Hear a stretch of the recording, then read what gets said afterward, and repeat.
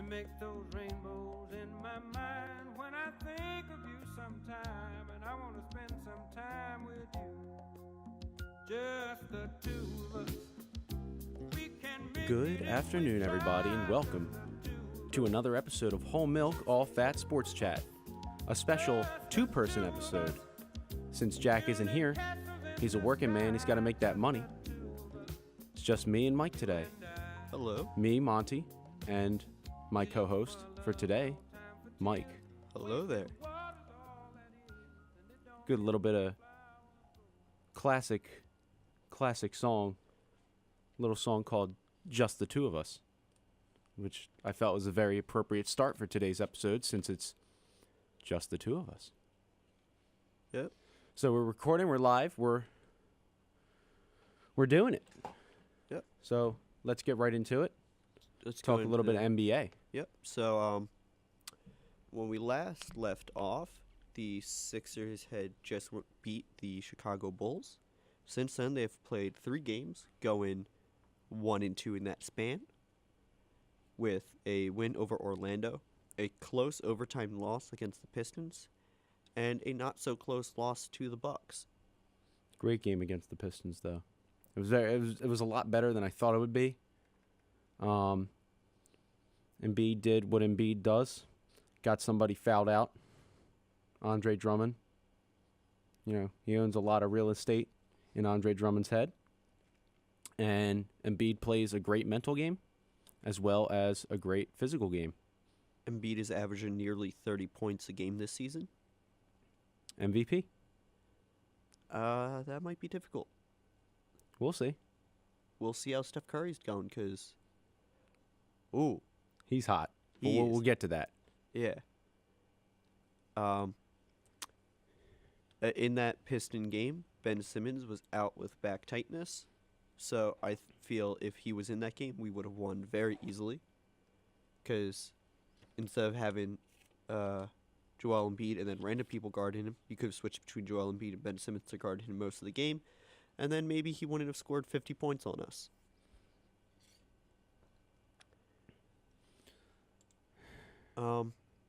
Markelle Fultz, he is...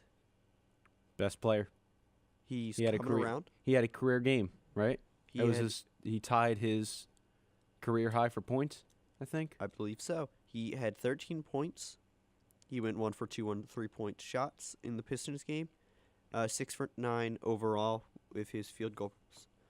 And he was playing like possibly his best game offensively. For a while. But because he wasn't doing so well against Ish Smith, who really no one on our team was, head coach Brett Brown decided to sit him for most of the fourth and all of overtime.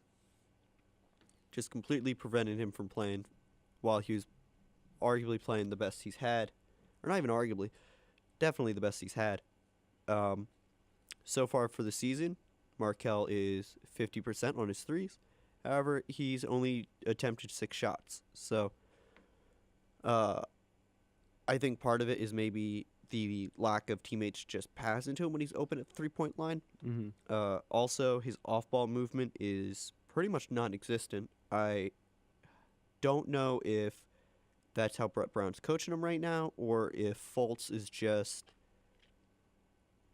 deciding not to move around, because he moves the least amount off-ball than anyone else on the team. I think it's just because he has to get the minutes, and he has to get enough experience with the starters and some of the bench unit, like obviously in like the kind of middle of the game, where you start giving the bench the rotation. I think he just needs that experience, and with that experience will come him feeling more comfortable off the ball, and setting good screens, recognizing situations where he can either have one of his teammates set a screen for him and then drive in, or kind of hesitate and do all the things that he did in college and kind of really draw out opportunities where he can get himself open off the ball and then shoot the ball off the catch. I still think it's weird that even if he's not moved around, when he's in the corner on threes, like 80% of the time, a defender is like closer to the paint than him. Mm-hmm. Why don't you just pass it to him to at least draw that defender back out of the paint, So that or allow him to try to take shots and speed up his shot motion in general? mm-hmm. I feel like part of it is since he has this weird shooting form. Part of it is just him being afraid of screwing something up and not putting the ball in the basket. Like I feel like he could be afraid of missing because it may stem from either the team or Brett Brown is in this weird place with Fultz where like obviously he doesn't trust that he's starter material all the time. And I don't think he might not be taking these shots and he might not be moving around off the ball because he's afraid of making mistakes and not being a starter anymore. Because I feel like that could factor into it. Just the fear of not being who everybody thinks you are. But in order to get better, you have to make those mistakes and you have to learn from them. So, but if you're not taking your shots, then you're not going to, like, if you're not taking any shots at all, then you have no point to be in the starting lineup. Exactly. You just get put into the bench unit. So either way, he's better off just taking the shots, feeling out where, like, which areas of the court he shoots well from, feeling out situations where he can take advantage of defensive mistakes, and like making himself more of a threat on the court, because if he starts taking the shots, then defenders might think, well, if they pass the ball to him, he might take a shot. He might get it in. But not defenders, but like his own teammates just aren't passing him the ball that much. They overall ignore him for the most part when he's in the corner. They pass around everywhere else, which just seems really off. Mm-hmm. So like first you have to get teammates to pass him the ball. Mm-hmm. I don't know if that's because he's not following the plays correctly, or what, or like he has to gain more gain his teammates' trust that he'll make the shot. Mm-hmm. But he has to do something to be able to get more touches in general. Yeah. The one thing, or the few things that I want to see from Fultz, and I'm still on the Fultz hype train. I think once he finds his groove, once he finds his place in the team, he's gonna be good. He's a first-round draft pick. He was the top draft pick, or one of the top draft picks. First overall pick. Yeah. And he was great in college. So I personally, I don't believe that if you're that good to be drafted first overall, you're just going to forget how to play basketball. And I can understand that, obviously the NBA is a brand new thing to him. The skill ceiling in the NBA is way higher than it is in college. But I don't think that he would just lose everything that he was so good at and turn out to just be a bust. Like, I really hope he's going to be good. I think he's going to be good. But he needs to gain the trust, like you said. He needs to gain the trust of his teammates. He needs to gain the trust of his coach, and he needs to show that he's willing to make the mistakes, improve on his game, fix all these problems that he has, be a team player off the ball, and when he gets the ball in his hands, take the shot. You know, maybe you miss it, maybe you make it, but have a jump shot. Don't be afraid to shoot the ball, because then you're going to draw people out of the paint. You're going to open up opportunities for somebody else, whether it be Ben Simmons or Joel. You're going to open up more opportunities for them to drive into the paint, because there's going to be less people there if you draw somebody out, because now they're thinking, oh, he might shoot the ball. But if you stand there in the corner and you're kind of just invisible, then you're not really doing anything. You're kind of just standing there waiting for somebody to pass to you, maybe. But you have to make yourself known. You have to be active and open up opportunities for your teammates, as well as make opportunities for yourself. Yeah. Overall, I agree with most of what you just said. Yeah, I mean, like, the season is still young. Not everyone is healthy. Wilson Chandler supposedly will be playing tomorrow night for the first time against the Hornets. Why he was held out for so long for hamstring tightness, I don't know. It's the Sixers. But I think that will help a lot with the overall rotation, because we had no true backup small forward. So I think that might put less stress on the bench unit and and help out certain rotations that Fultz is involved in. I have a update right now. Wilson Chandler was a partial participant in today's practice and will not play tomorrow. Oh, God. Keith Pape tweeted that literally right now. All right, forget what I just said. Sadness for us. Wilson Chandler, how is he out for so long of hamstring tightness? Sixers medical staff, what are you doing? And he also just tweeted out a couple minutes ago, Sixers center Joel Embiid is questionable for Saturday's game versus the Hornets after rolling his left ankle at the conclusion of Friday's practice. Good night. Bye, everybody. Goodbye.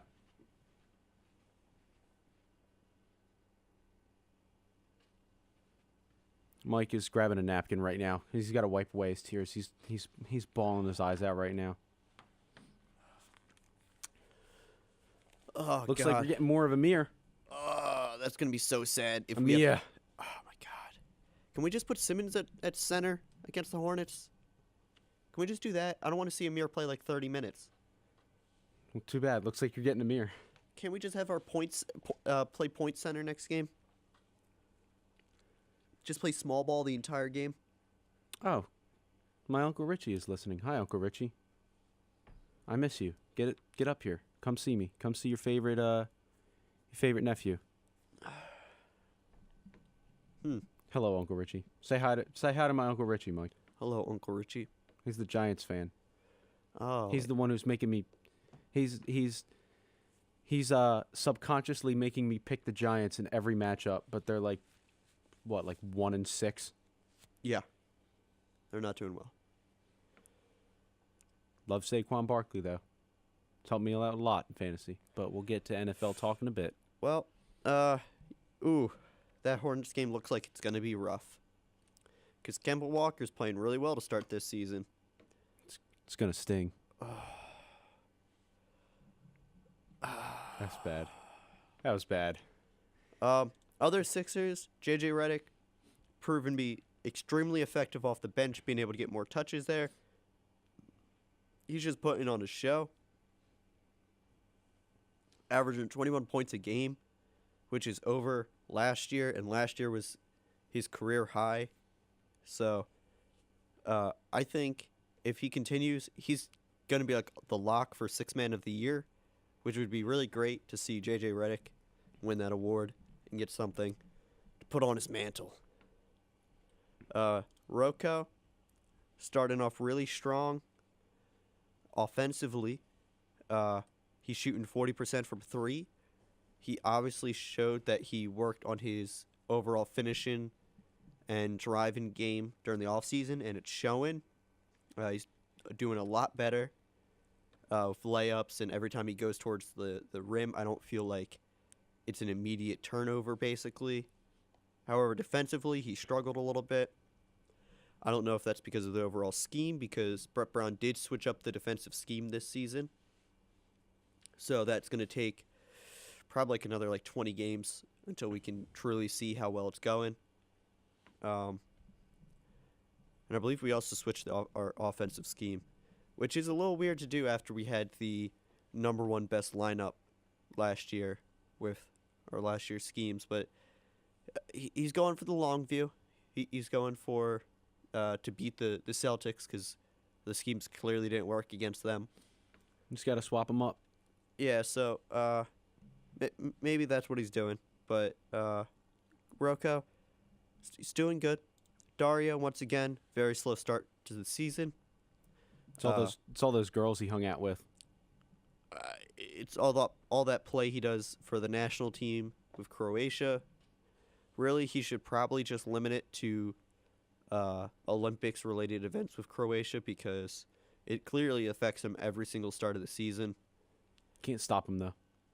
He's shooting 26% from three. His shot is really flat right now, which just shows that he's just tired and exhausted. And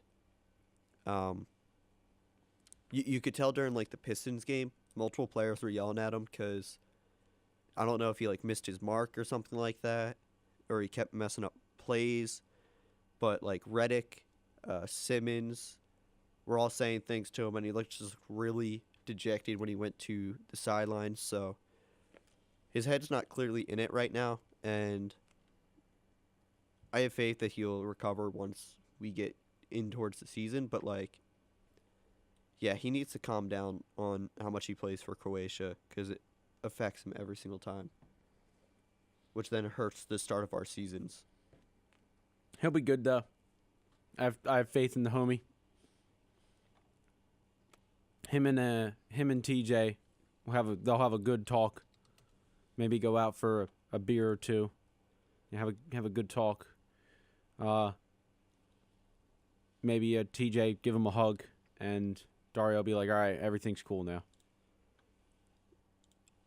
The ultimate bromance. Possibly. One question I have is who's gonna play? Who's gonna be on the bench if Embiid is out and Amir's the starter? Who's gonna be the backup center? Is it gonna be Muscala?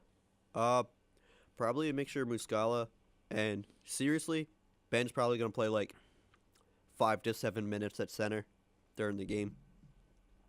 He'll probably actually play very limited minutes at center because they've done it before. Mm-hmm.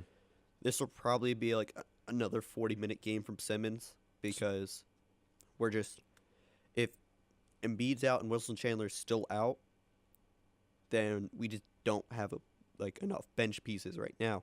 So yeah, you'll probably see a lot of Simmons this game, and he'll probably be bouncing all over the court to fill in what's missing. So it'll be if Simmons isn't point guard and he's playing center, is he gonna be TJ or Fultz? Probably TJ. Yeah, probably TJ. Because Brett Brown's I don't want to start Fultz. I don't want to put Fultz point guard. Well, no, the starting lineup will probably be Simmons, Fultz, Rocco, Dario, and Amir Johnson. But Amir Johnson probably only going to play 20 minutes. Yeah. Because Joel Embiid is playing 35 minutes a game right now, which is a lot for him. considering he was so minute restricted last season. I mean, he's clearly playing it really well, but maybe you can slow it down, drop it down to like 32, 33, just to preserve him a little bit more, especially if you don't want to hold him out of games in general, just lower his overall game Yeah. or minute count. What else? What else we got about the Sixers? Want to talk about the other upcoming matchups because Yeah. they play Charlotte, then they play the Atlanta Hawks, and then they play Toronto. That'll be a big game. Ooh, I fear that game. The Raptors are hot. Raptors are 5-0, right? Yeah.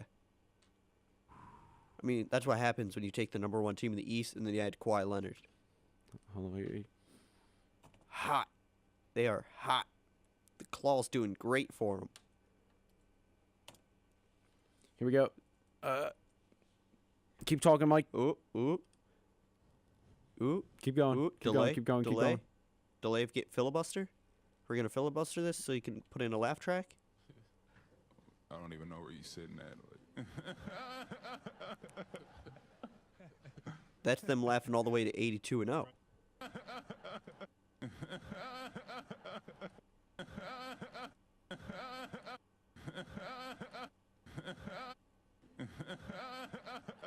What if we use that as a sample in a song? Possibly. But yeah, so I'm really fearful of that game, especially.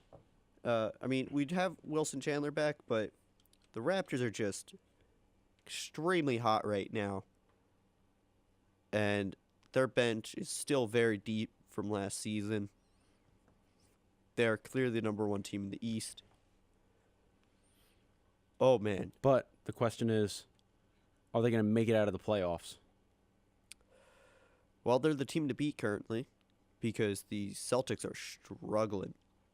And LeBron's out of the East. Yeah. And now the Bucks have a good coaching staff and a very motivated Giannis. So, oh man, this is gonna be a scary playoffs. Yeah, the top, what's it? Top 8 in the East right now. Raptors are 5-0. Bucks are at 4-0. The Pistons are at 4-0. Pacers and the Celtics are 3-2. Miami, Nets, and the Hawks are 2-2. But I don't think the Nets and the Hawks are going to be 2-2 for very long. I think it's just because it's still early and they've only played 4 games. Well, yeah, if they play a 5th game, they can't possibly be 2-2 anymore. Well, no, I mean, like, I don't think they're going to be in the 7th spot and 8th spot for very long. I think once we get to maybe 20 games, I don't think they're going to be anywhere near 7 and 8 spot. But, so, hot takes. Here we go. Hornets, are they going to win or lose? Against the Hornets? Yeah, it's a home game. I still think we'll win, but it'll look really sad. Yeah, because Embiid probably won't be in. Who else? Well, was it Wilson Chandler. Wilson? Yeah, Wilson Chandler won't be in. Who is it? Landry Shamet is putting in work. He's getting there. He's showed some struggles. Yeah, but he's getting there. He's putting in work. One thing that all rookies struggle with is defense. So only time will tell to see how both Landry and Markelle adjust to defensive schemes and see how well their defense goes. Because defensively, Shamet is already better than what was advertised. We thought he would be just a huge liability, and he's shown effort, which is really good for us. Apparently, like, nobody plays defense in the NBA anymore, though. There's like, how many games have been over 100 points already? Well, no, it's not the over 100 points mark because Or like, No, it's because pace is increased. Okay. But at the same time, Part of it is in part to that new rebounding rule, where if you get an offensive rebound, it doesn't reset the shot clock to 24 seconds, only 14. Ew. So you have 10 less seconds, oof. which speeds up the pace a little bit. Well, so we did. Then they play a home game with Atlanta. They're gonna win that one. I think they're definitely gonna win that one. Then the day after the back-to-back, they play at Toronto. That one's gonna be. That one's gonna be tough. I think they're gonna lose. Should we do our way too early MVP predictions? Yeah, you want to. Well, should we transition to the whole NBA first? Because we got the big. This could be our transition. Okay. But real quick, I need your hot take on Okay. Toronto versus Toronto. Us versus Toronto? Yeah, Ours- we're at Toronto. I already said I think we're going to lose because Okay, there you go. The Raptors are hot right now. There you go. Okay. Way too early MVP predictions. Steph Curry. Easily. Steph Curry. Um, I mean, I want to see Embiid get MVP. If he heats up real fast, he also might be a candidate. But safe pick always Steph Curry, especially after his game against Washington, where he went 15 for 24, with a 62.5 field goal percentage, and went 11 for 16 from 3, and he made 100% of his free throws. He went 10 for 10. he's shooting 52% from 3 this season, and he's on pace to make 541 threes this season. The previous record set by Steph Curry in 2015 is 402. He's set to beat the record by roughly 140 made threes. He's attempted more threes this season than any other season in his career. And this is a team, This is already a super team, yeah. a ridiculous super team. So the fact that he's doing better than 2015, and now they also have Kevin Durant, And Boogie. he's not playing. He's not playing, but he's on the team now. So when he starts playing, He won't play till like post All-Star. but he's still pretty good. But he's not doing anything for the team right now, I know, but he's Except for going. taking- He's going to add to the except for team. taking money. So yeah, the fact that Steph Curry's playing this well is utterly insane. He's easily the front runner. My other two picks are Kawhi Leonard and Anthony Davis. Not even Embiid. Not even Embiid. Anthony Davis is basically doing everything Embiid's doing, but just better currently. He scored more points a game, getting more rebounds, getting more blocks, less turnovers, and he's shooting better overall. Still can't believe you didn't even consider Embiid. Well, You went straight for Giannis. I didn't even say Giannis. Oh, Anthony Davis. Whoops, I'm an idiot. And Kawhi. Just kidding. And Kawhi. Just kidding. You just went straight for the brow. Because Kawhi's averaging 47% from 3. Yeah, but that's because now he's in a conference where, like, it's weak. It's kind of weak. And he's not playing with teammates that are terrible, too. Why are you saying the Sixers teammates are terrible? No, I'm saying that the Spurs are not good. What? I'm still talking about Kawhi. You think the Spurs are bad? I don't think the Spurs are good. What? I don't think the Spurs are good. Why is that? Why do you think he wanted to leave so bad? Not because the team was untalented. How All many I'm s- games? all Did I'm he, saying- How many games did he play last season? 9. What was the Spurs record last year of him only playing 9 games? What was it, Monty? I don't know. I'm not looking. I gotta look it up, cause Great job trying to make an argument and not being prepared, Michael. Really great job. Quality content. well, okay. The Spurs last year, well, with him only playing 9 games, won 61 games. How is that not a talented team? They didn't make it very far in the playoffs, Michael. Well, yeah, because they didn't have Kawhi playing. Huh. Huh. But they still won 61 games. Huh. Any team that wins 61 games is a good team, especially when they did it without their best player. Huh. You'll see this year when they have DeMar DeRozan that they are a good team. Okay, Michael.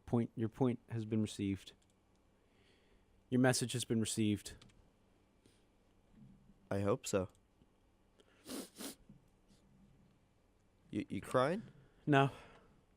Just got the sniffles, you know. You crying, you big baby? This episode of Whole Milk is sponsored by my family from South Carolina. Hello, my mom and Bebop, because you're also listening. Hello. What was This episode is also sponsored by the new Grinch movie. Go see the new Grinch movie.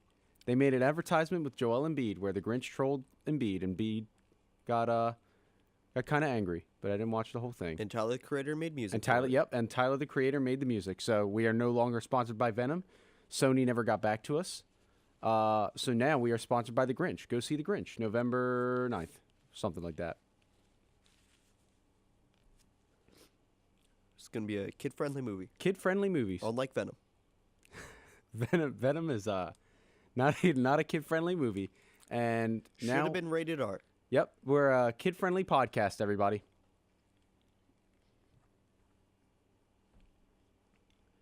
I don't know about the kid-friendly podcast overall, but But we're trying. We're making steps.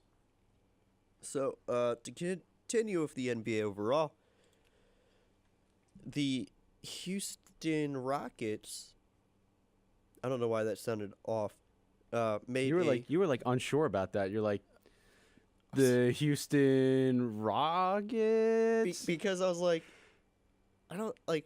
I knew the Rockets were the team that did it, but I don't know why Houston sounded like the wrong place. What were you gonna say? Like the Dallas Rockets? No, I don't know. It just Houston Rockets sounded off at first. All right. What do astronauts say when there's a problem? Houston, we have a problem. I thought that was because the radio operator's name was Houston. No. You sure? Yes. I don't know. Who knows? It's Houston. We have a problem. That's the line. Yeah, because the guy's name was Hugh. No. Hugh and Stan. No.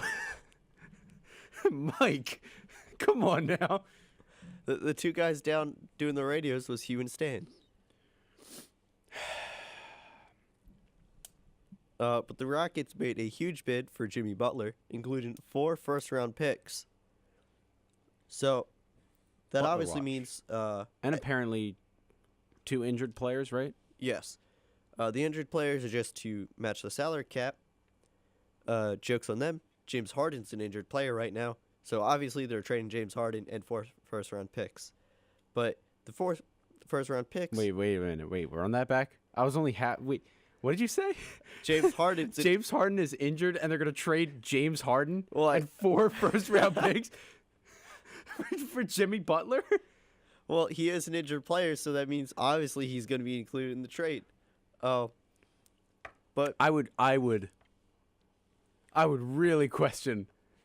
I would never Where'd trust... you hear that from? The Onion? Possibly. I would never trust Daryl Morey again if he traded James Harden to get Jimmy Butler. That's like the Houston Rockets offer to trade their entire lineup for the entire Minnesota Timberwolves lineup and 4 first-round picks. But because of the rule of you can't trade consecutive first-round picks, at least one, if not two, have to be pick swaps. However, I don't see why you would turn this down because while the pick swaps might not convey, you're guaranteed at least 2 first-round picks, if not 3. And if one of the pick swaps are later, when the team will be fully capped out by having a max contract Jimmy Butler, Chris Paul, and James Harden, that are all going to be like close to like mid-30s, it could end up being a good pick. But in turn, the Timberwolves just go, which doesn't make sense. Thibs, I don't understand what you're looking for. You've turned down the Heat trade, okay, but this trade, I don't see Good how value. it could be bad. Good value. Great value. Especially since the longer you hold on to this man, the less people are going to trade for him. The Because angrier he gets, the angrier he gets, and the sadder Karl Anthony Towns get, because he literally airballed a 3-point shot and just said, "Hey coach, take me out of the game. I don't want to play anymore." You've broken that man. You just paid him like $250 million, and you've broken that man by keeping Jimmy Butler on the team. So that's what happens when your coach and your GM are the same person. you say that, but there's been multiple situations in sports where that's proven to work out. Yeah, but not in this case. Well, yeah, because Thibodeau's not a good coach anymore. He's lost in the past. He's derailed multiple players' careers by playing them like 45 minutes a game. Oh, speaking of career destroyer. Speaking of players' careers being ruined by Thibs, Derrick Rose is playing great this season. He's having a good start to his season. He has turned back the clock being healthy for the first time in like a while. He is playing well. It's happy to see this as close to 2011 Derrick Rose as you could possibly get at this point. The fact that he can still look anywhere close to that is a miracle. But to get back on the trade, I seriously have no clue why Thibs thinks he can convince Jimmy Butler to stay. Because at this point, he is just downright disrespectful to Jimmy Butler by forcing him to stay on this team.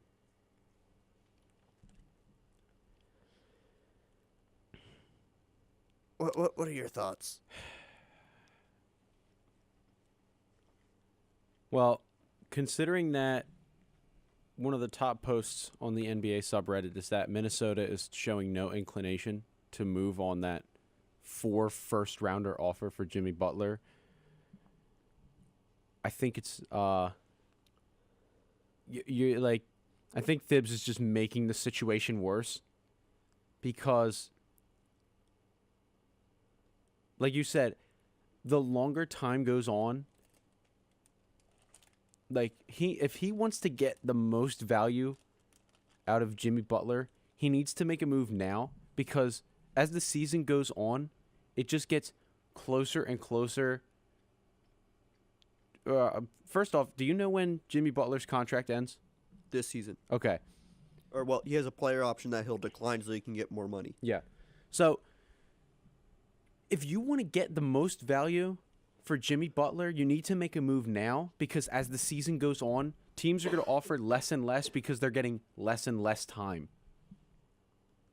Yeah. So, why wouldn't you just pull the trigger now when it's like everybody's only played like, what, 5 or 6 games at most? Yeah, pretty much. And he's still super, super valuable to other teams. And like I said, you'd be stupid to not move him now while he's still super valuable. And you're just like, this is like, you know what? This is like buying weed stock when it's $13 and then just letting it go down to $2 and then selling it. Yeah. You're Well. losing money, and it's a stupid move. Yeah. This just in: the Heat are now reattempting to trade with the Timberwolves. I don't know how they're gonna beat the Rockets offer. D Wade, He's retiring at the end of the season. they're giving the Heat offer Dwayne Wade and 5 first-round picks for Jimmy Butler. That's crazy because you can't even offer 5 first-round picks. Oh, that's crazy. Because why would you offer James Harden and 4 first-round picks for well, Jimmy it's not Butler? James Harden. It's probably like Eric Gordon and like Nene, or something like that. Nene?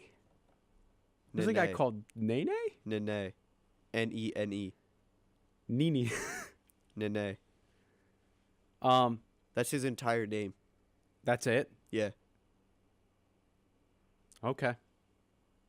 That's all right. But yeah, Thibs, if you're listening, take advice from the assistant GM of the Philadelphia 76ers. We know the game inside and out. Pull the trigger now, or you're basically losing money. You're losing value. Yeah. Maybe it's because they don't want to keep him in the West. Maybe that might be a thing. But if that was true, then why wouldn't they make a move on the Heat's offer? Because you're making the East harder. Well, it's because Thibs wanted an extra pick. They were just about to hit. They were about to shake hands, and then Thibodeau flipped his hand over and said, "Give me more picks."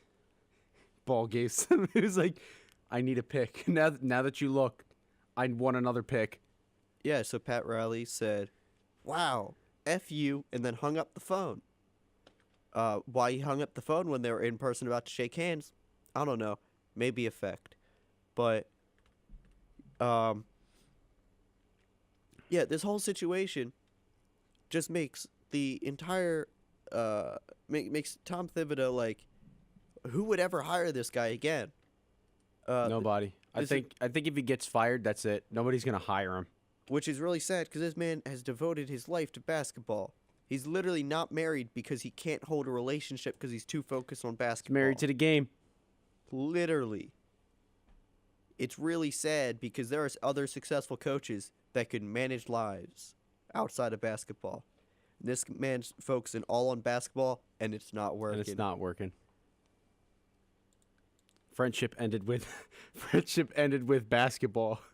Now loneliness is my Now new friend. loneliness is my best friend. Whoo.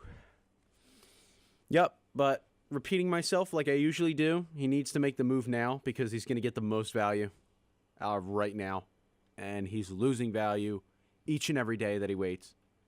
Do you have the information? Like, if I recall correctly, you said that the Heat was going to review their offer, right? They're gonna restart trade talks. Okay.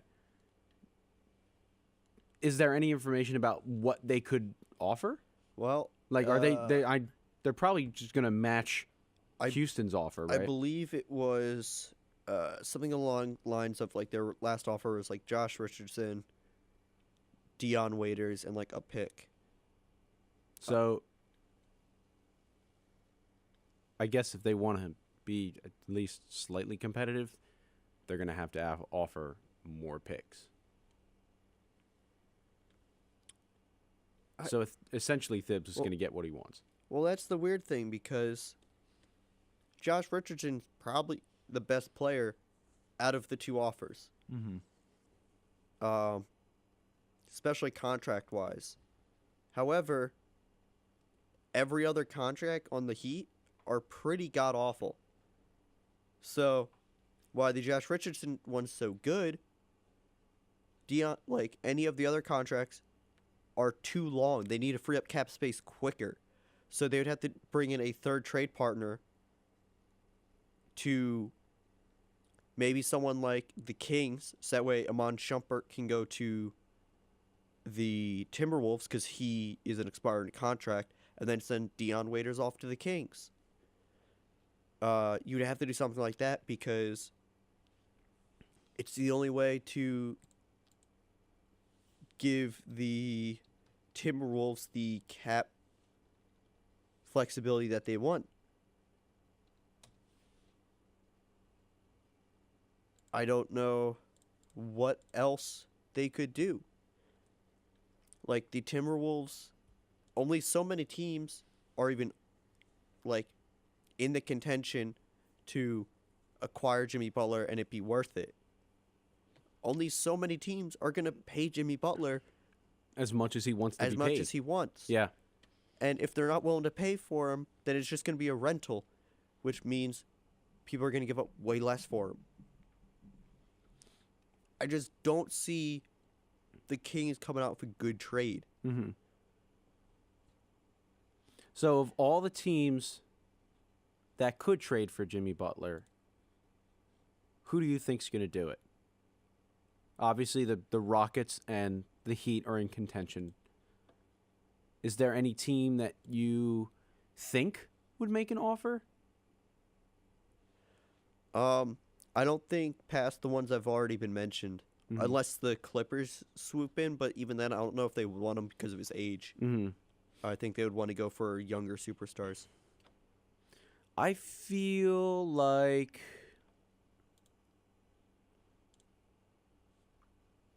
unless somebody else comes up with a ridiculous offer, I think that the Heat are going to get him because I don't think that Thibs is going to want to keep Jimmy Butler in the West, which is why I don't think they're going to be moving on the Rockets offer. So if Thibs can get what he wants from the Heat, I think that he's going to move Jimmy Butler to the Heat and not the Rockets, because the Rockets are already really good. So to make them even better would kind of be a foolish move. I mean, I think the Timberwolves are trying to outweight the Warriors, like a lot of teams are, which is why they're trying to trade away their oldest star, because both Wiggins and Karl-Anthony Towns are both under the age of 26. Mm-hmm. They're both still very young, so I think they're going to do a soft reboot. So I don't think it really matters what team they trade Jimmy Butler to, because by the time they're going to compete again, Jimmy Butler will be aging out of his prime and be on the downhill. So I don't think they have to worry about what's going to happen if they trade him to the Rockets, because they're going to compete in the Rockets timeline.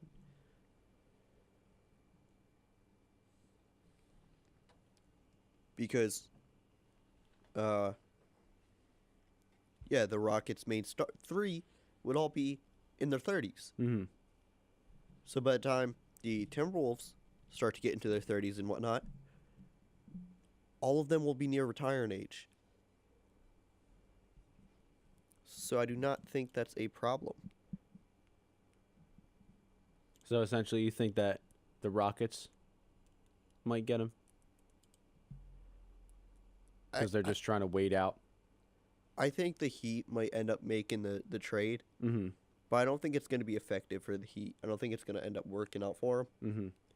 But I just don't think the Thibodeau is going to get the trade value that he supposedly thinks he can get. Well, I mean, obviously, he just got offered 4 first-round picks. But,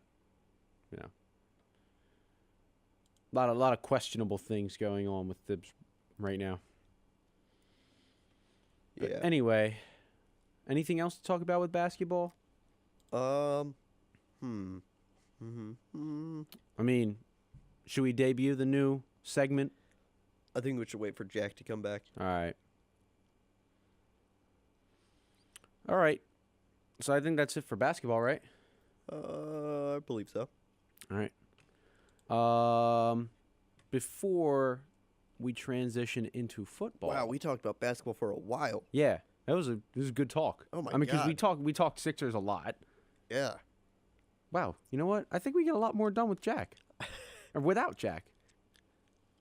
Huh. Huh. Huh. Maybe we should make this a. Maybe we should evict another person off this show.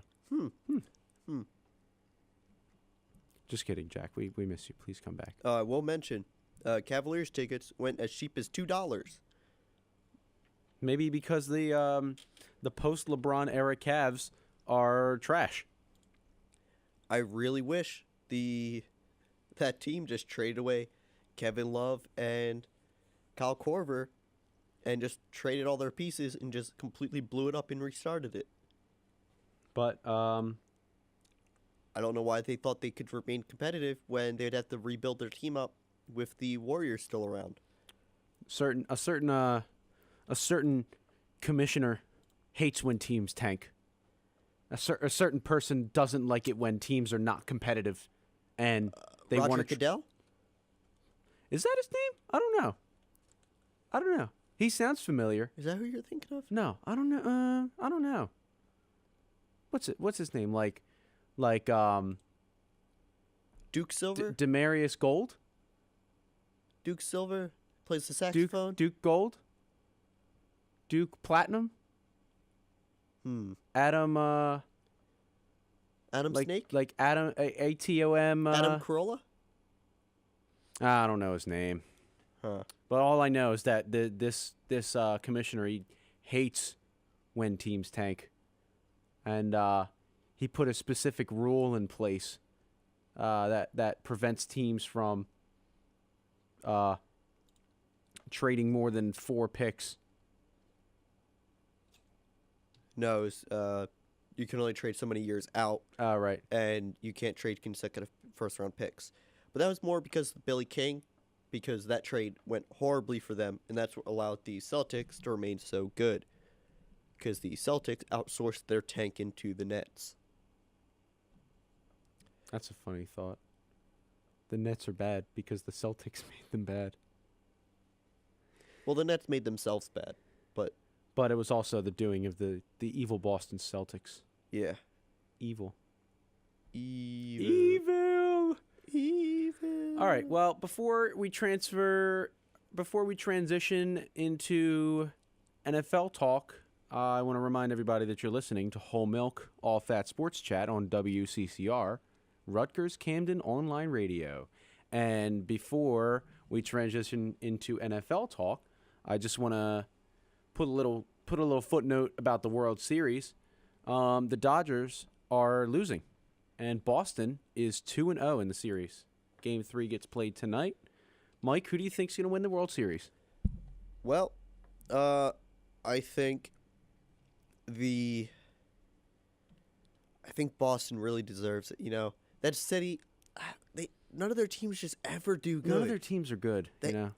They've just struggled so much. Like, the team just hasn't. Like, man. Yeah, I think the owner of the Boston Boston Freedom Lovers. I think his name's Bobby Cheese. I'm done with this stupid joke. What? New England Patriots. No, the Boston Bobby Cheese. Freedom Lover. Yeah, Robert Kraft. Yeah, Bobby Cheese. Whole Milk is also sponsored by Kraft Cheese. Macaroni and Cheese. Put some milk in your mac and cheese, and it'll make it nice and creamy. Some whole milk. Some whole milk in your mac and cheese. It'll make it nice and not sticky, and guaranteed to make it taste a lot better. And while you're eating your whole milk mac and cheese, listen to Whole Milk All Fat Sports Chat. and it'll be the best day ever, guaranteed. But yeah, I think Boston gets it. They've what? Only won 3 times in the past 14 years. The city as in a whole has only won. All their sports teams have only won what? 10 times in the past since 2000. Was that 18 years? Come on, dude. That's Yeah, I seven. think- That's I think- 7 years. I think Boston is an underdog. That's 7 years of no overlap. Actually, 8 years because the Red Sox and Patriots won both at the same time in 04. So, look, cities just don't have it as rough as Boston does. So I think they really earned it this time. Yeah. It's been a while. It's been since 2016 that Boston sports team has won. Yeah, I'm really cheering for Boston because Los Angeles took everything from me. They took my girlfriend. They took LeBron. Jerma's now on the West Coast. It's not exactly Los Angeles, but the West Coast is taking everything from me. It's taking my wife and kids. Wait, you had a girlfriend and a wife and kids? Yeah, they're the same person. Just kidding. No, I don't. I'm not married yet, nor do I have kids. Mom, please don't hurt me. You're about to hear a knock on the door. She's Just- gonna show up. Anthony, get out here. Anyways, it's NFL time, but I don't have the. I forgot to have the Kawhi Leonard laughing NBC theme pulled up. You weren't prepared. I was not prepared. So, before we move to the Pick'em Challenge, big move over this past week. Amari Cooper, a wide receiver formerly for the Oakland Raiders, was traded to the Dallas Cowgirls for a first-round pick. Way overvalued. Oof. Overvalued. Way too high of a price. Especially since next year you have to pay him nearly $14 million, and then he's gone. So even if he's good, you have the rest of this season for cheap, then he's expensive again. Or then he's expensive. So, like, if he doesn't work out, then you spend a first-round pick on a bust a la Trent Richardson. If he is good, you might as well have just gotten him in free agency and saved the first-round pick. Also, the Cowboys aren't in a situation where they have a lot of cap space. They have a lot of players that are decently talented that they're going to have to pay in the next season or two. So it's not even like they can easily absorb his contract when they do have to sign him to one. It's going to be difficult. Like, oh my God. And then, like, the Cowboys doubled down that it was, like, such a great deal of theirs. Oh. Jerry Jones is running a shell corporation of a team. Jerry Jones almost drafted Johnny Manziel. His son had to, like, lock him in a closet to prevent him from drafting Johnny Manziel. It's a shell corporation team. It's a money laundering scheme. He's losing his mind. Why? He is. How has this man mismanaged this team for the last 20 years, and they're still like the most valuable sports franchise in America? It's all the cowboy hype beasts. Yeah, from like the 90s. Oh, guys, Dak Prescott is better than Carson Wentz. They haven't. Guys, Ezekiel Elliott, best running back ever. Guys, I love Dak Prescott. Cowboys. The Cowboys haven't won a playoff game since I've been born. Don't worry, guys, we're on the come up. They haven't won a playoff game. Don't worry, guys. Since I've been born.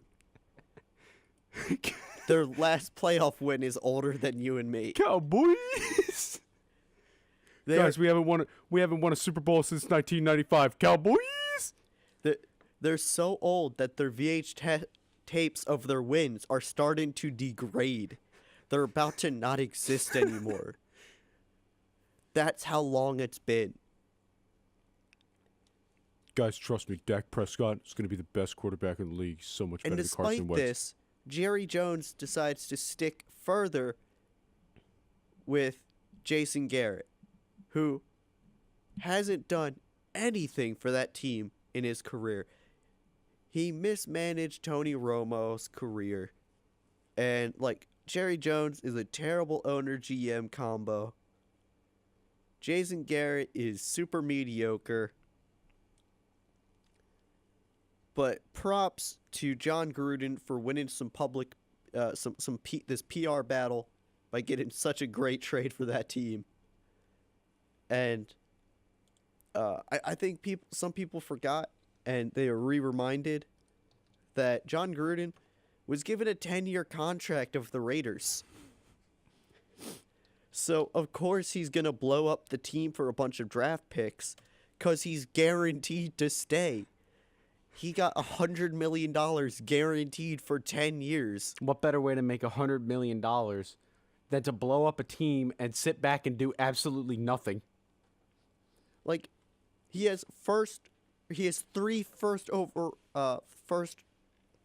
round picks this draft. As of right now, there'd be pick 4, 10, and 17. And then he has, I think, 2 first-round picks in 2020. This team, if they just keep trading people away, he's just going to own every first-round pick just like in Madden. Just for the record, Mm-hmm. my dad just texted me. What? You feel bad for Boston? Are you freaking insane? Oh, man, I guess your dad's not so good with sarcasm. Sorry, Dad. I'm a Patriots fan now. I'm hopping on the Patriots bandwagon. I can't stand the Eagles anymore. You're going to come home and the locks are going to be changed. What's up, Patriots Nation? Woo! Woo! Let's party. Another bad trade. I gotta look up that speech real quick. Hold on. Another bad trade for the NFC East. The New York Giants traded Damian Harris to the Lions for a 4th-round pick. Damian Harris, by the way, is on a great contract, being paid, I think, like, at max $9 million at the end of his contract. Like, he still has 2 more years after this. He's being paid like $6 million this year and like $7.5 million next year. And they traded him for only a 4th-round pick. Oh, no, my apologies. Not a 4th-round pick. A 5th-round pick to the Lions.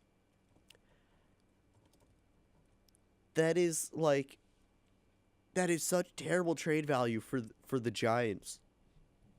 They could have gotten a 4th-round pick and then at least like a conditional 6th or 5th, depending on snap count. Like, they could have gotten so much better value for Damian Harris. He's still playing great. It's not like he's playing bad. This Giants team is making terrible moves, and I don't understand. You want to be competitive for the end of Eli's career, but you trade one of your best defensive pieces. What is that? I can't find the video. What are you trying to find? I'm trying to find the video of like Tom Brady talking before the Patriots went to the Super Bowl, and he's like, "Patriots Nation." Which Super Bowl was it? Super Bowl 52. I wasn't sure. He's played in a good amount of Super Bowls. Yeah, no, it was this year. He's played in 7 Or of it them. was last year. My apologies. 8. He's played in 8 Super Bowls. Because he's the best quarterback ever. Yeah, guys. Even though there's no argument about that. Now that I'm on the Patriots bandwagon, Tom Brady is 14. Tom Brady is the best quarterback, guys. Tom Brady is 28-3 against the Buffalo Bills.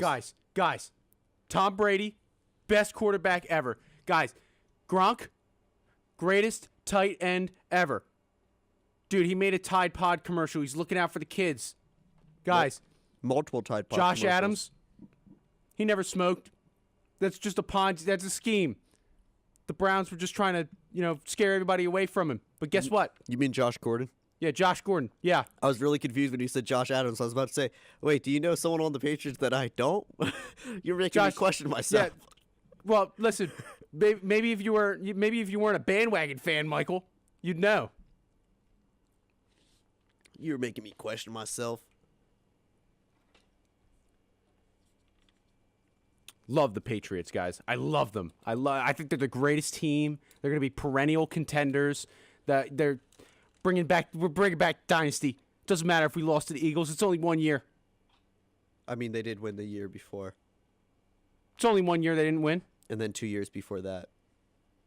Guys, I love the New England Patriots.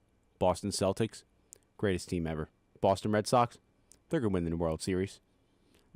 New England Patriots, they're going back to the Super Bowl. The They're going to win. Bruins? They're going to win this year. Yeah, Bruins, yeah, they're all right. They're But there. nobody watches hockey, Yeah. What other teams do? What other teams does Boston have? No, that's it. Do they have a soccer team? I don't know. I don't know. Let me check. Who watches soccer? I don't know. This Maybe is a- I do. This is America. New England Revolution. Give me an American. Best soccer team, guys. Best one. Give me an American sport like Oh, basketball. guess what? Guess what? Guess where the New England Revolution plays, Michael? Gillette Field. You want to know who else plays at Gillette Field? Patriots Nation, baby. Woo! Dude, we're peeking the microphone so much today. Oh, my God. Well, we got to add more energy because obviously, if you can't tell, my nose is a little stuffed. I'm getting over a little cold. Dude, New England Revolution. Guys, James White's playing like the best receiving running back in the league right now. Philadelphia, the Philadelphia Union, they're in 4th place. New England Revolution, they're in 8th place. But don't worry, we're on the come up. We're on the come up. Boston is the best city in the world, guys. Did Philadelphia have a tea party? I don't think so. Damn right. Damn right. Love Boston, guys. You good there? Yeah, my dad was like, watch your peak needles, but that's just part of the effect. Yeah. Yeah. Everybody's got to know. Hyped up. Amped up about Boston. I love talking about Boston. Oh, yeah. You're beating the Boston thing like a dead horse. Move on. This is comedy, Dad. You don't understand. Yeah, this is the first time I get to talk about the Patriots. I'm going to use it. I'm going to use it. You can never beat dead horses on the Speaking radio. of ways to make the Patriots better, Patrick Peterson is on the trade block right now. My whole family's blowing up my phone. I don't think you should go home. What? New England Patriots?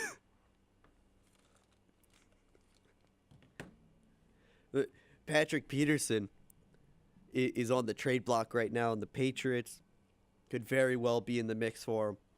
I've heard that they both are and are not in the mix. Currently, we already have 2 of the top 20 quarterbacks in the league right now, but why not add another? Why not just go even more evil? Real talk though.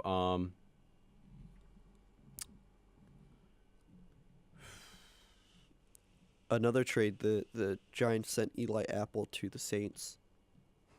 When are the Giants gonna actually like give Eli Manning like somebody to back him up? Like when are the Giants gonna draft another quarterback and be like, all right, it's actually time to bring somebody up. It's time for the next man up, and not play skeleton Eli. No, they're just going to play him till he dies, and then the Lamar family's going to be like, oh, you should give us extra picks because we tried so hard. Come on, Goodell, we're best friends. Just give us extra picks. Because we obviously could have drafted a good quarterback instead of Saquon Barkley. I think it's time. Him. I think it's time for Eli to retire and start dedicating time to do State Farm commercials, or was it? Oh no, Nationwide commercials with Peyton. Maybe. He already did one, right? Is that the one where he's dressed as the banana?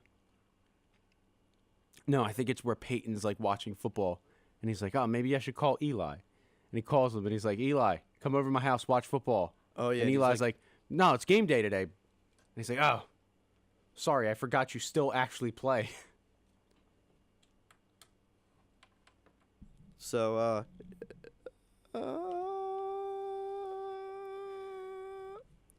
the Eagles lost. Yeah, that's why I'm a Patriots fan now. Let's talk about that game. Yeah, it was an atrocity. It made me cry. Man, I wish Jack was here to go over this game. I'll be in his place. Ready? Yeah. Mike.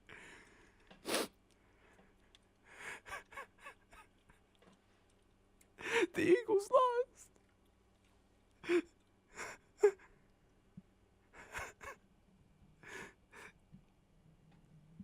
Actually, no. Here's my real Jack impression. Mike, I really can't believe that the Eagles lost to the Patriots. Like, not the Patriots, the Panthers. I can't believe it. I can't believe, Carson Wentz, he's married now. He's having all this intercourse with his wife. And he's not playing like it. You didn't even complain about the defense.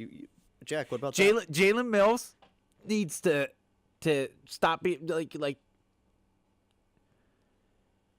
Jim Schwartz needs to stop playing Jalen Mills. I can't watch Jalen Mills play defense and get burnt on every single play anymore. What are they going to change the scheme? Wow, did you get a recording of Jack before the episode started? Yeah, man. Because that was spot on. Yeah, I know. Thank you, Mike. Thank you for thinking that my bits are funny. So I was watching. Guys, go see Venom. We're still sponsored by Venom. I started watching the game around the third quarter. I was like, wow, Eagles are. No, it was at the start of the fourth quarter. I was like, wow. I was correct, I guess. I was hovering on choosing the Panthers because I saw how resilient they were in the Giants game, and Cam Newton's having a good game season. That's what I'm trying to think of. Good season. So I was thinking about it, but I chose the Eagles. And then I'm watching it, and I'm watching them score, and the Eagles offense not do anything. And then I they was score thinking again. I was thinking the whole time. I was like, all right, they scored. I mean, I think the offense will be able to carry it. They'll be able to carry it through. I believe in it. And so go on, Mike. Go on. And then the Panthers scored again. And then the Eagles offense didn't do anything again. And then Panthers offense scored again. And I was like, man, they're going to win this game. And then the Eagles offense threw an interception, but the refs were like, we're not going to follow the rules, and we're just going to overturn it, despite there not being enough evidence to do so. No, I think there was. He didn't. I mean, You couldn't see the football when it touched the ground. yeah, but His leg hit the football at the same time. No, he hit the ground, and when he did, he didn't have full control of the ball. He was he was bobbling the ball. But you could not tell if the ball hit the ground. But you have to have full control of the ball. If the ball made contact with the ground. You can fall on the ground and bobble the ball all you want as long as you secure possession at the end of it, which he did. You could not tell when the ball moved when he hit the ground if that was from the ball hitting the ground or from when his leg hit the top of the ball. You couldn't tell. No, I'm sure there was angles that we couldn't see. No, they get the same angles that we do. No, well, I mean, like there are angles that weren't broadcasted. Nope. We get the same exact broadcast angles as they do. They don't get anything else different. And because of the fact that he was in the shade and he was wearing black pants, you could not conceivably get enough evidence to overturn it. Either way, the Panthers Either way, it then didn't won matter. a second time that game. Yeah. So, man, I wish I chose the Panthers. That would have angered Jack even more. That I would have went 3 for 3 on picking against the Eagles. And you would have been rewarded each time. Oh. So, But that concludes my. I definitely think the Panthers are going to be a dark horse in the playoffs this season. and I don't know what to think about the Eagles anymore. Because they are they're doing I think they're they're scrapping. I think they're on the downturn. You know, they had that one. It's their one and done. I think the Patriots are going back to the Super Bowl. I think the Patriots are going to win because I love the New England Patriots. And it'll be versus the Panthers because if Cam Newton averages 280 yards, not passing yards, just yards in general, for the rest of the season. It's not going to be against the Panthers. It's going to be the Rams. Yeah, probably. It's going to be the Rams. It's going to be the Rams. It's going to be the Rams. Let's make one thing clear. Pats Rams 2 Electric Boogaloo. Yeah, I think if the Eagles don't get it together and do what they did last year and just make something out of nothing, I think the Rams have the highest chance of getting to the Super Bowl. Interesting fact about how long Tom Brady has been a QB in the league. When he first went against the Rams in the Super Bowl, current head coach Sean McVay of the Rams wasn't even alive yet. Here's a thing.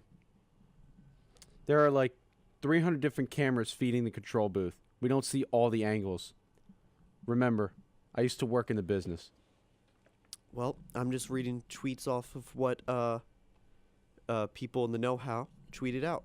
Who, Woj? No, because Woj starts covering NFL? Oh, jeez. That'd be really weird. No, I think it was Schefter or Rappaport tweeted out that we get the same broadcast angles as they do in the review booth. Rappaport is disgusting. Wow. Hate him. Hate him. Hate Rappaport. What for?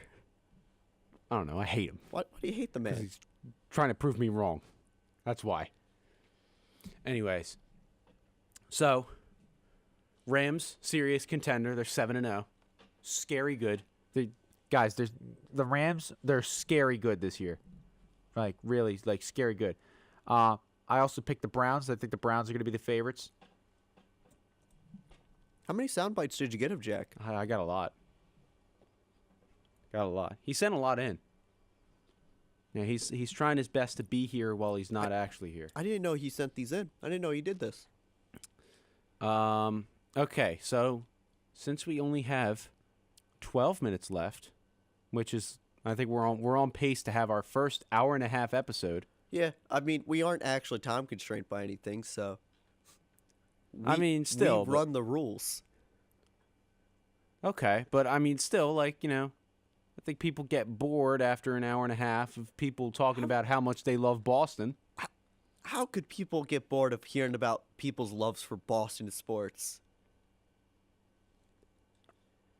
Nah, nobody can get bored of it. Tom Brady will be mayor of Boston in like a year after he retires. That would be. I think And that Gronk would will be interesting to see. Will be vice mayor. Julian Edelman will be the treasurer. No, I think Brad Stevens is going to be mayor. Nah, he's gonna be governor. No, he's gonna of be Massachusetts. Yeah. And, Okay. and Brad Stevens has like 40 years of coaching in the NBA. He's only like 12. He's only two. All right. Let's actually move on to our pick'em. And then after that, if we still have stuff to add, we can go back to that because I want to get the pick'em out of the way because that'll take a little while. Okay. So I mean, there's one less person. there is one less person, but still. Here we go. Pick'em. So, Mike, you're scaring me, buddy. I thought we were friends. Currently, The Dolphins were pretenders all along. I knew it. so I've realized the error of my ways, No longer will I pick the Dolphins. So, yeah. Still a close game. Still anybody's game. It was 42-23. Huh? It was 42-23. That's not anyone's game. No. I mean, like, the overall standings. Oh, okay. Yeah, like, either one of us, being you, me, and Jack, either one of us can still take it. We're all very close. It's not like a blowout. So We are now tied for second. We are now tied for second, but that will be reflected at the end of this week. So, let's get right into it. Eagles and Jags, the London game, The Jaguars have been playing terribly. but so have the Eagles. I mean, the one thing is, Blake Bortles does get a buff when he plays in London. So is that enough? Should you raise your Bortles? Well, didn't they just like bench him During last the game, yes, they did, but let's look over that. Should we raise our Bortles and choose the Jags at London? I say no. No? I say the Eagles. Yeah?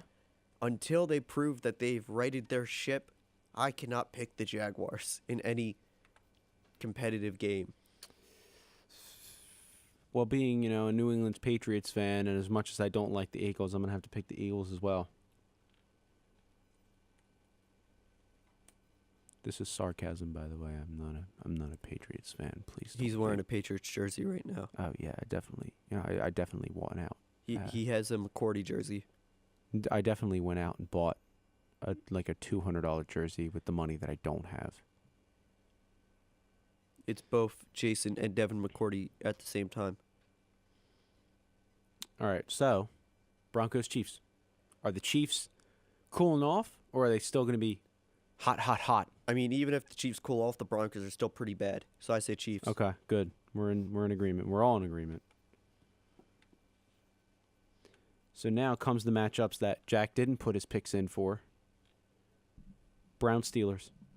The rematch of the early season tie. This reminds me of another trade we forgot to mention. Carlos Hyde was traded to the Jaguars for a 5th-round pick.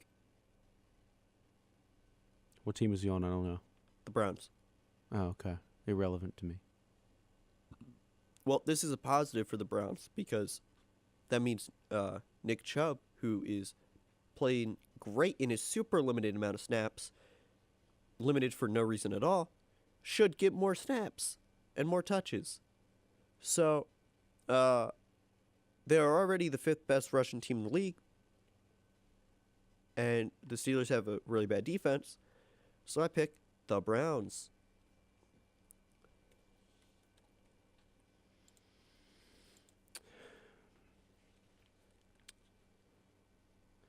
Picking against the Browns worked for me last week.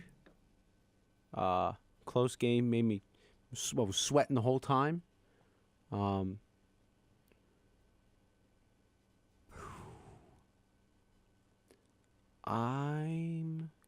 going to pick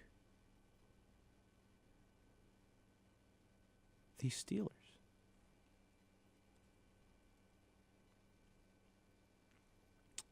And that's who I'm picking, the Steelers. Why are you picking the Steelers? Because picking against the Browns last week worked for me. So you don't believe in the Steelers, you just bet against... I bet against the Browns. The Browns can only win. It seems like they can only win in overtime. That's false. And because one of their wins obviously was not in overtime. But how many of their wins were in overtime? One of them. One of them? 50% of their wins have been in overtime. 50% of their wins. Yeah. Okay. So you're telling me that half of the time that they win, it's in overtime, which is still not the majority, but it's also not the minority either. So most of their wins are also in overtime. No, not most. At half. It's equally shared. I'm just picking the Steelers, dude. I'm betting against the Browns. Okay. I'm not a Browns believer yet. They got to prove to me. They got to prove it. They got to prove it. Redskins, Giants. Giants are playing like trash. Redskins. Yep. As much as I want to pick the Giants because I tend to always pick the Giants. Giants also traded away one of their best defensive line pieces. Sorry, Mama and Bebop. I'm picking the Redskins. Once the Giants actually, make a move and pick a quarterback to bring up behind skeleton Eli Manning, I'm picking against the Giants now. But hopefully, Saquon Barkley and Odell Beckham Jr. have great games because they're on my fantasy team. Seahawks, Lions.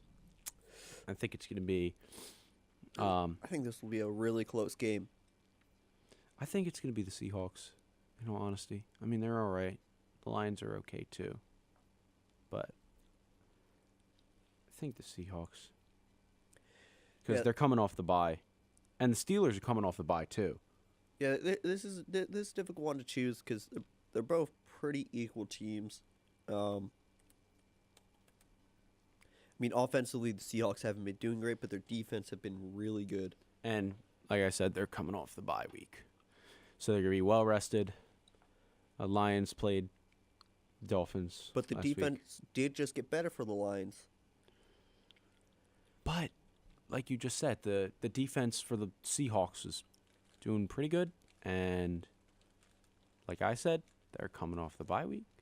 So, I gonna be choose the well-rested. Lions. Lions, okay. Bucks, Bengals.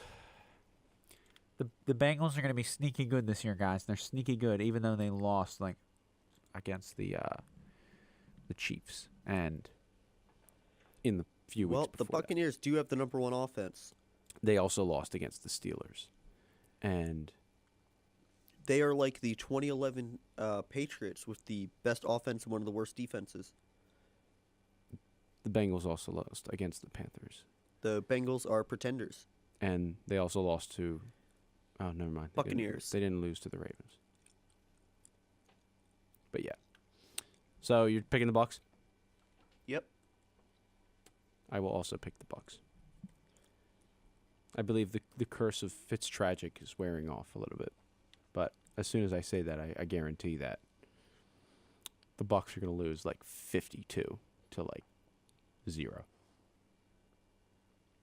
All right, next game. Get a few basketballs.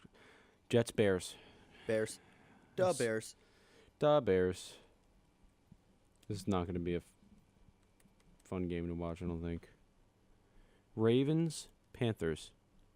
Are you going with the dark horse, Michael? Panthers. Panthers.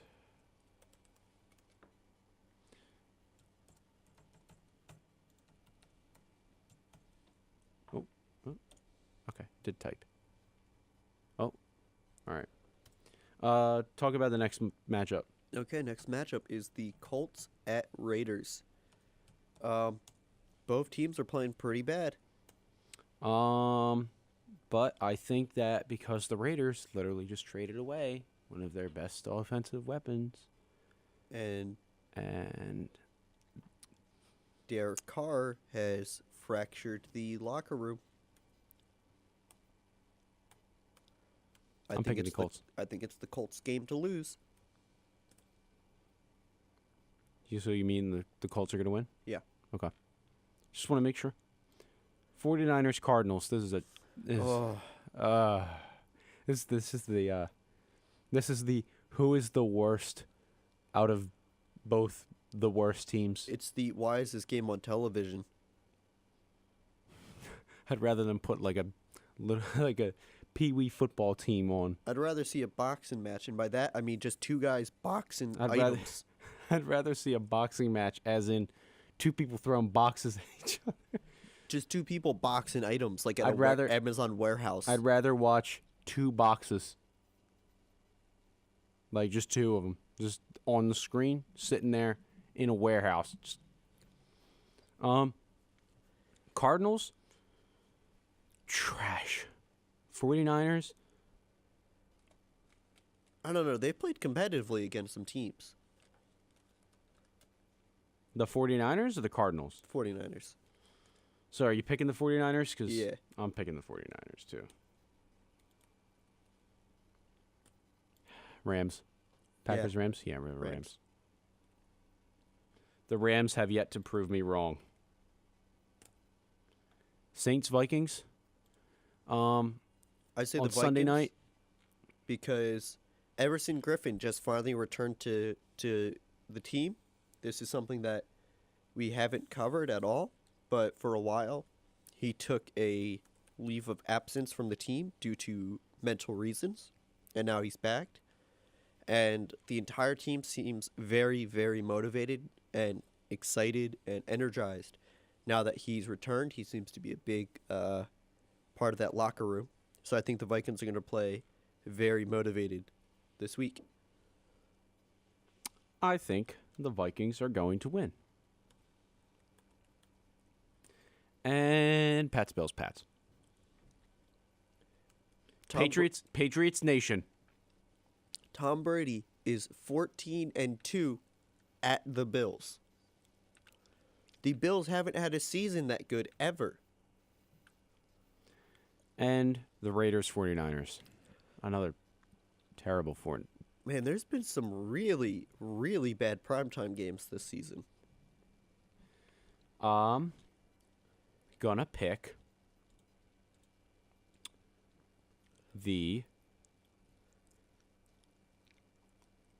I say 49ers.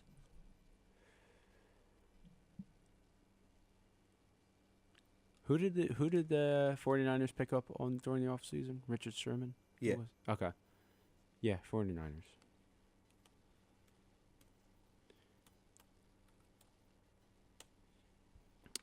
Okay. And next week is going to be a pretty short week because there's 6 teams on the bye, including the Eagles.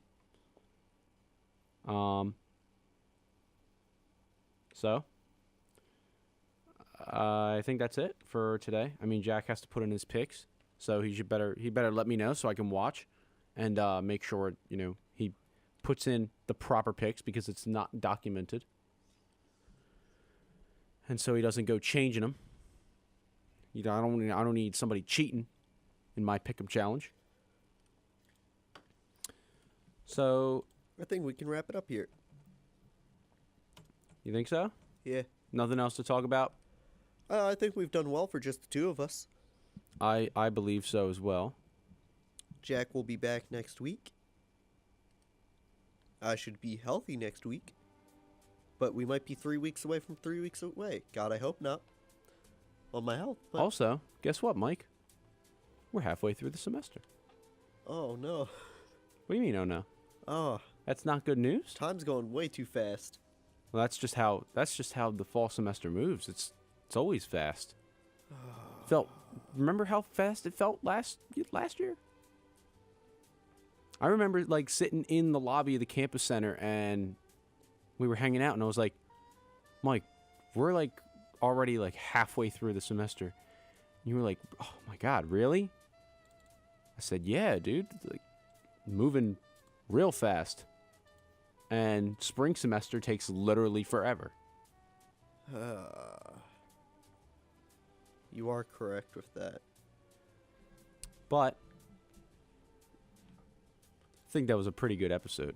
I think so. So, check out our website, wccr.camden.rutgers.edu. I repeat, wccr.camden.rutgers.edu. Here's our... Oh my gosh. Don't do that ever again. Stop playing with the microphone, Michael. Come on. Oh, went straight to Shrek. So this is our brand new website. Oh, look If you would like to find any information about our shows, click on the shows tab. we have to update ours, but you We can get a will. link to our YouTube channel, which you should subscribe to.